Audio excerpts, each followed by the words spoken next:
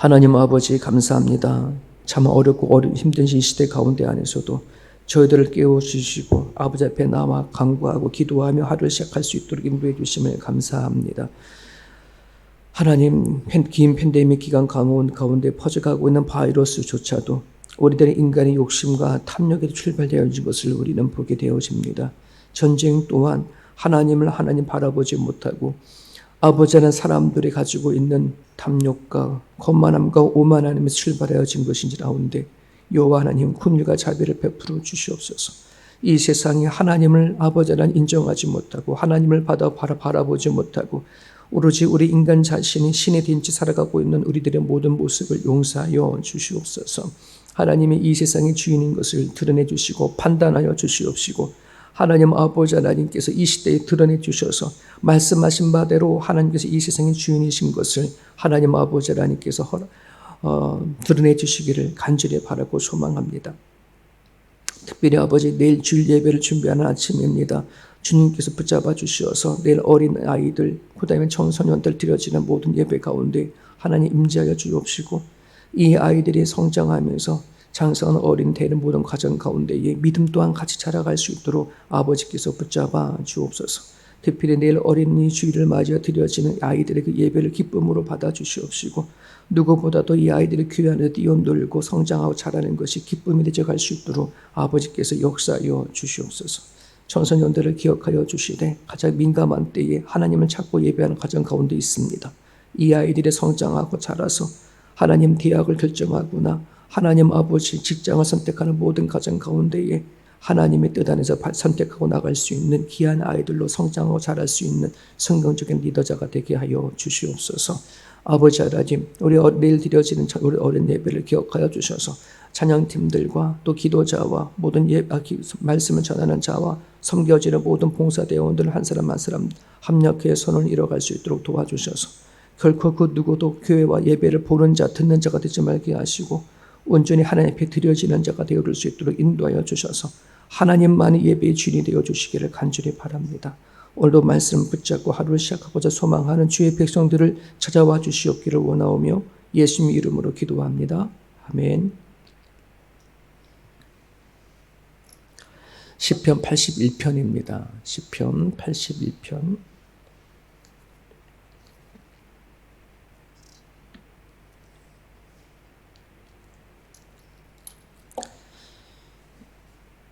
시편 82편 아삽의 시입니다.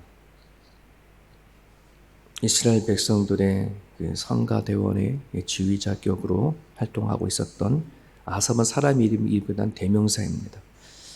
성가대원이 대장이 작사 작곡해서 같이 불렀던 그런 찬양곡이기도 하고 기도문이기도 합니다. 인도자를 따라 깃딧에 맞춰 깃딧이라는 말은 그 당시 이스라엘 백성들이 포도주를 따서 포도주를 이겨서 이제 포도주를 만드는 과정 가운데 이렇게 일을 할 때 불렀던 그런 노래입니다. 우리 한국 사람들은 고기잡이 또 농사 질 때 막 흥얼흥얼 거리고 노래를 부르잖아요. 그와 마찬가지로 이스라엘 백성들도 포도주를 따고 포도 슬틀에다가 포도주를 넣고 밟으면서 일할 때 불렀던 기쁨의 곡조에 맞춰서 부른 노래입니다. 내용은 감사에 하나님에 대한 감사에 대한 내용이고 그리고 곡은 기쁨의 곡과 같이 어울려져서 이스라엘의 그 장막절에 불렀던 그런 찬양 또는 기도문입니다. 1절부터 16절까지 천천히 같이 읽겠습니다. 우리의 능력이 되시는 하나님을 향하여 기쁘게 노래하며 야곱의 하나님을 향하여 즐거이 소리칠지어다. 시를 읊으며 소고를 치고 아름다운 수금에 비파를 아우를지어다. 초하루와 보름과 우리의 명절에 나팔을 불지어다. 이는 이스라엘의 율례요 야곱의 하나님의 규례로다. 하나님이 애굽 땅을 치러 나가시던 때에 요셉의 족속 중에 이를 증거로 세워주셨도다. 거기서 내가 알지 못하던 말씀을 들었나니 이르시되 내가 그의 어깨에서 짐을 벗기고 그의 손에서 광주리를 놓게 하였도다. 네가 고난 중에 부르짖음에 내가 너를 건졌고 우레소리의 은밀한 곳에서 내게 응답하며 무리바 물가에서 너를 시험하였도다. 내 백성이여 들으라. 내가 네게 증언하리라. 이스라엘이여 내게 듣기를 원하노라. 너희 중에 다른 신을 두지 말며 이방 신에게 절하지 말지어다. 나는 너를 애굽 땅에서 인도하여 낸 여호와 네 하나님이니 내 입을 크게 열라. 내가 채우리라 하였으나 내 백성이 내 소리를 듣지 아니하며 이스라엘이 나를 원하지 아니하였도다. 그러므로 내가 그의 마음을 완악한 대로 버려두어 그의 임의대로 행하게 하였도다. 내 백성아 내 말을 들으라. 이스라엘아 내 도를 따르라. 그리하면 내가 속히 그들의 원수를 누리고 내 손을 돌려 그들의 대적들을 치리니 여호와를 미워하는 자는 그에게 복종하는 채 할지라도 그의 시대는 영원히 계속되리라. 또 내가 기름진 밀을 그들에게 먹이며 반석에서 나오는 꿀로 너를 만족케 하리라 하셨도다. 아멘. 아멘.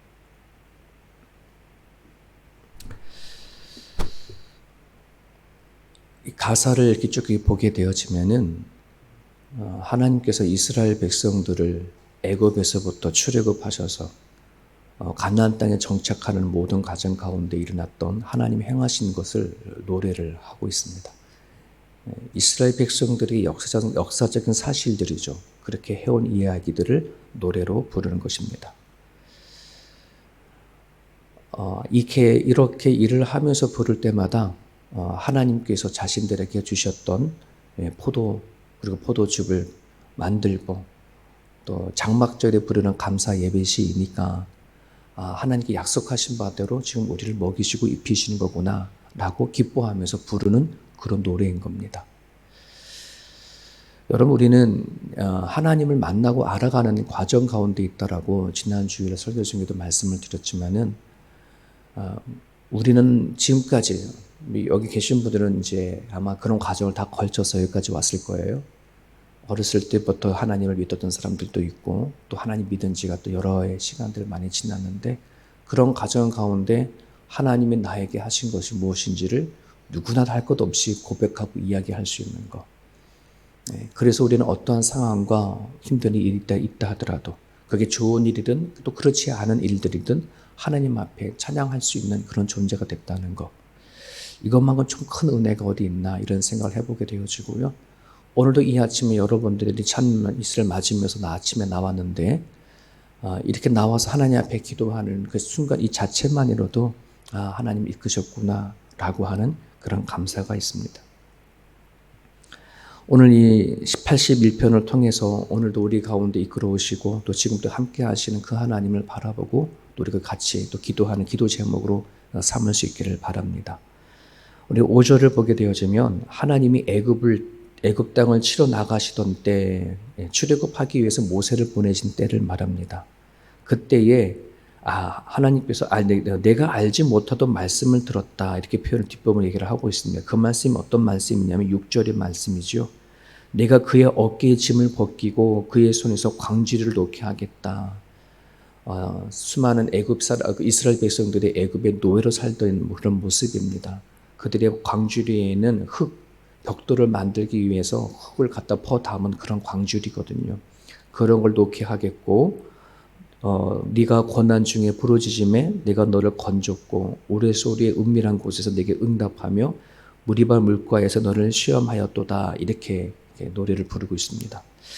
근데 이 말씀을 이렇게 보게 되어지면 하나님께서 이스라엘 백성들을 건지신 일, 그들의 짐을 벗기신 일, 그들이 부르짖고 간구할 때 응답하시는 일, 우리 이런 모습을 보면 하나님 정말 신실하시고 주의 백성들을 다시 회복하시는 그런 모습을 보게 되는데 근데 거기 보면 무리바 물가에서 너를 시험하였도다 라고 하는 이 말씀이 우리가 알고 있는 하나님에 대한 성품이 약간 스크래치를 이렇게 느껴지는 긁은 약간 그런 느낌이 좀 있어요. 왜 그러냐 그러면 우리가 하나님은 당신의 백성들의 짐을 벗기시고 건지시고 은밀한 곳에 응답하시는 분이 맞는데 근데 하나님이 왜 우리를 시험하시나? 여기서 그 무리바 물가에서 시험이 어떤 거냐 그러면 물이 없어서 백성과 모세가 다툰 사건을 얘기합니다. 이게 출애굽에 한번 나오고 민수기도 나오는데 이스라엘 백성들이 광야 생활하는데 2번 정도의 사건이 있었죠. 그리고 이 백성하고 모세하고의 다투는 과정 가운데 모세가 결국은 가나안 땅에 들어가지 못했던 결정적인 그런 어떤 사건이 만들어지기도 하는 그런 때이지 않습니까? 그런 부분들 안에서 하나님이 시험하신다고 하는 이 말씀을 되게 이제 많은 성도들이 헷갈릴 때가 더러 있고요. 그리고 성경에 보면 하나님은 결코 시험하지도 않는다라고 하시는데 왜 이 부분에서는 이렇게 표현을 했을까라고 하는 그런 질문을 많이 던집니다. 한번 생각해 보면은 하나님 이 시험이라는 게 뭐예요? 이 사람이 어느 정도 성장했냐, 얼마나 믿음이 있냐, 이런 걸 견디냐, 안 견디냐, 뭐 이런 걸 알아보는 거잖아요. 근데 굳이 하나님께서 우리를 시험할 이유가 있을까요? 우리 속을 모르면 시험하겠지. 우리가 어느 정도 모르면 시험을 하겠지만 하나님이 우리의 속을 아시고 우리가 어떠한 마음을 품고 살아가는지 다 아시는 하나님인데 굳이 우리를 시험할 필요가 있을까? 네, 시험할 이유가 없어요. 굳이 시험하지 않아도 알기 때문에 그렇습니다. 무리바 물가의 시험은 이스라엘 백성들이 하나님을 향한 믿음이 없었고 하나님에 대한 확신이 없는 불확신성에서 일어난 그런 결과였거든요. 결국은 하나님이 시험했다는 표현보다는 그들의 믿음이 없음과 하나님에 대한 확신이 서 있지 않는 거기 안에 찾아온 결과를 얘기를 하는 것입니다. 그들의 죄와 허물에서 출발한 그런 결과이죠. 좀 전에 우리가 기도했던 것처럼 바이러스도 마찬가지고 전쟁도 마찬가지고 그 모든 것 우리는 사람들이 그죠. 이 바이러스가 하나님이 일으켰냐? 전쟁을 하나님이 일으켰느냐? 라고 이렇게 말을 합니다. 러시아의 푸틴이 이 전쟁은 성전이다. 하나님이 일으키신 전쟁이다라고 얘기를 하잖아요.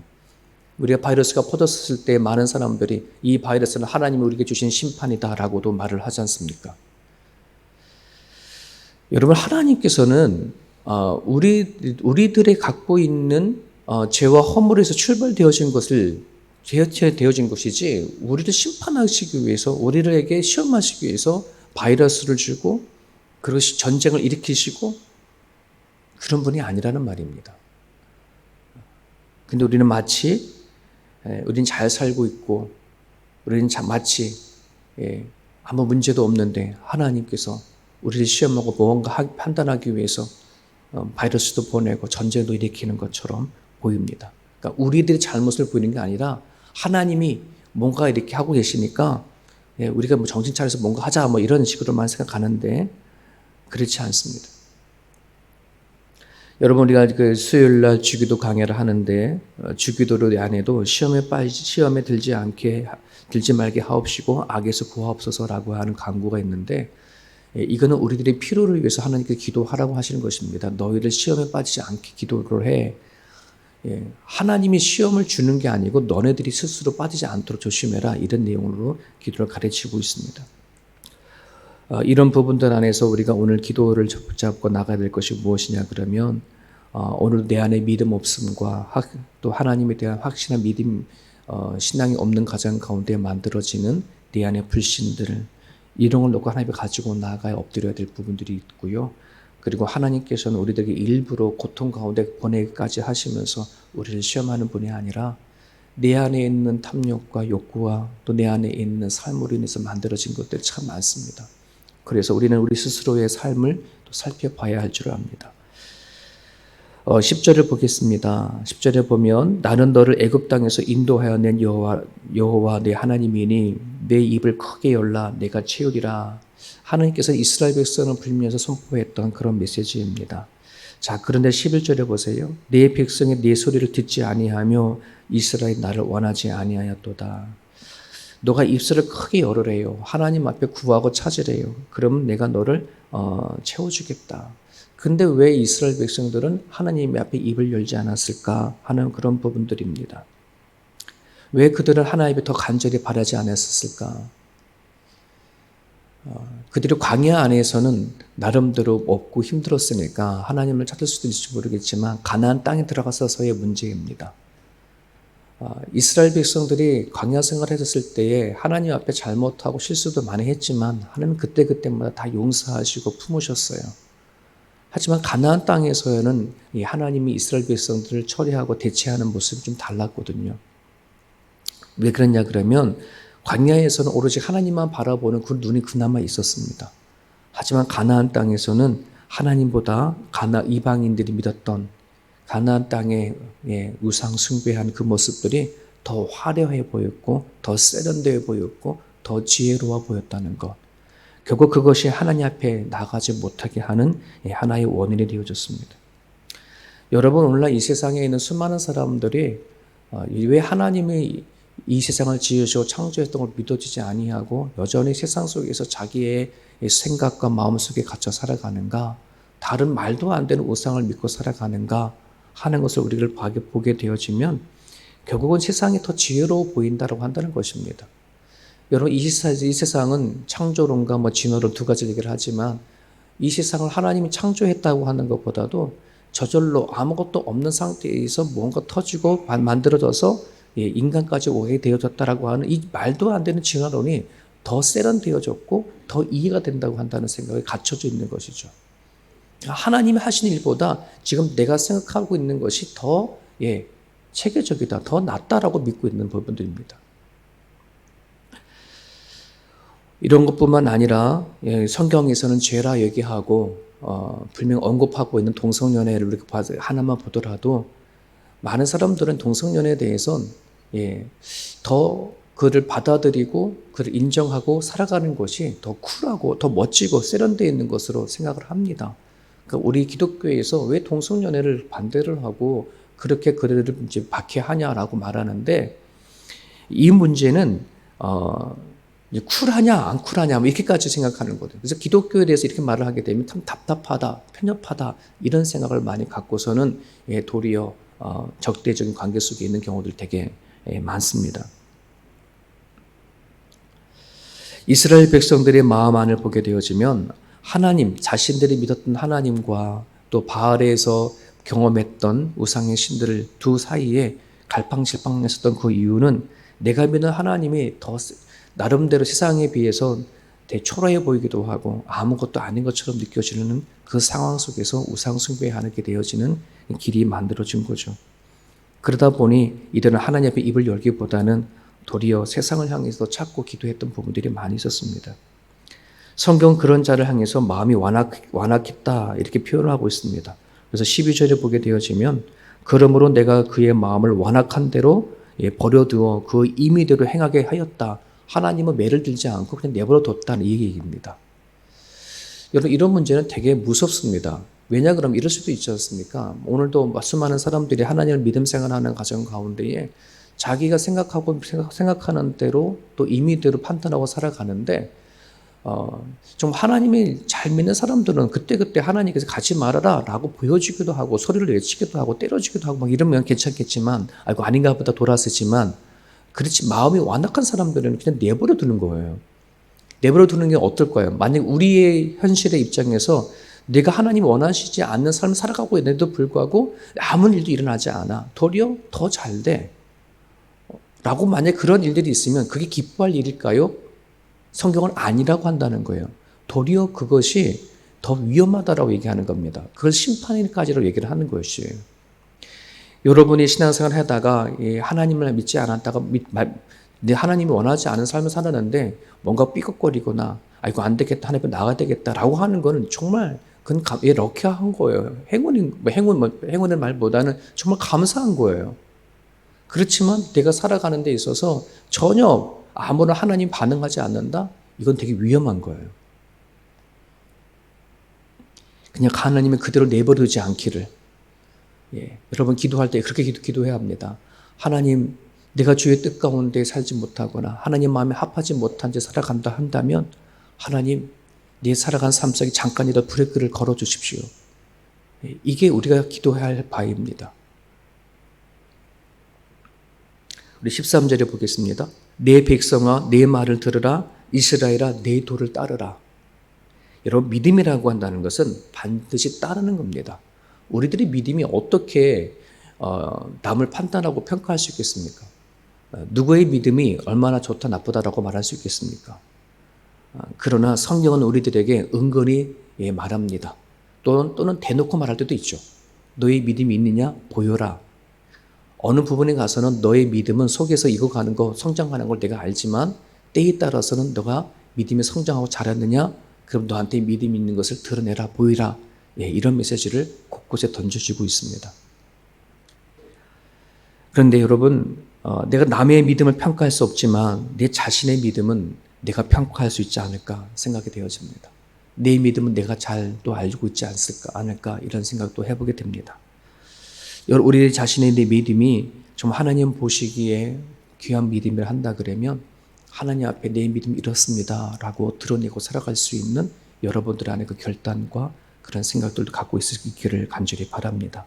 14절에 보십시오. 그리하면 하나님을 믿고 도를 따르면 이런 말이겠죠. 내가 속히 그들의 원수를 누리고 내 손을 돌려 그들의 대적을 치리니 15절입니다.